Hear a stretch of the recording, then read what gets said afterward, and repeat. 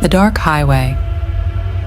The engine hummed softly as I navigated the winding road, the darkness outside swallowing everything in its path.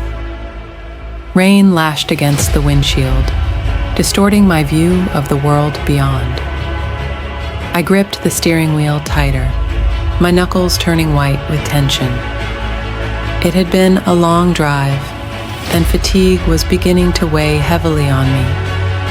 But I couldn't afford to stop, not on this desolate stretch of highway where the only company was the eerie howl of the wind. My destination loomed somewhere in the distance, obscured by the storm. As the minutes ticked by, my eyelids grew heavier, threatening to pull me into the abyss of sleep.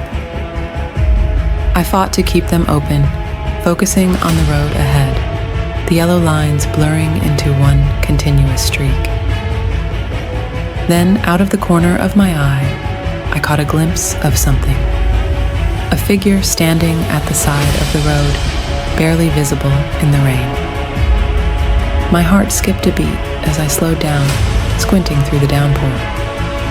It was a woman, her dark silhouette swaying in the wind. She seemed stranded, vulnerable in the midst of the storm. Instinctively, I pulled over, my mind clouded with concern.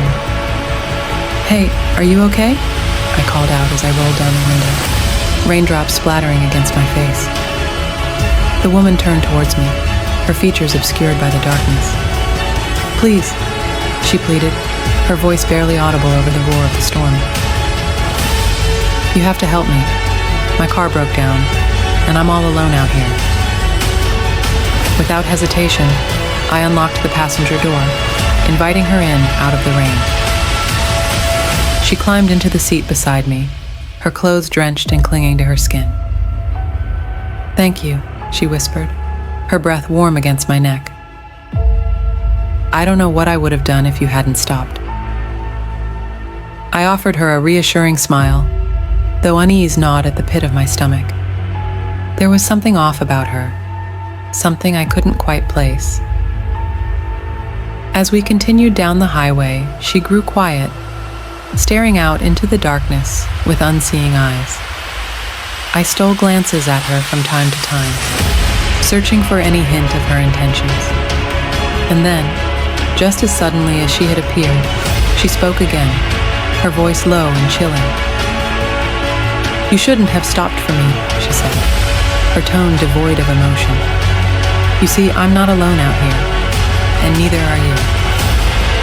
Before I could react, a piercing pain shot through my chest, spreading like wildfire through my veins.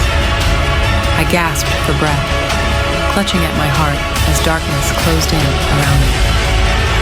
And as the world faded into nothingness, I realized the truth too late. The woman beside me was not human, but something far more sinister. And now, as we hurtled down the highway towards an unknown fate, I could only pray for a miracle that would never come.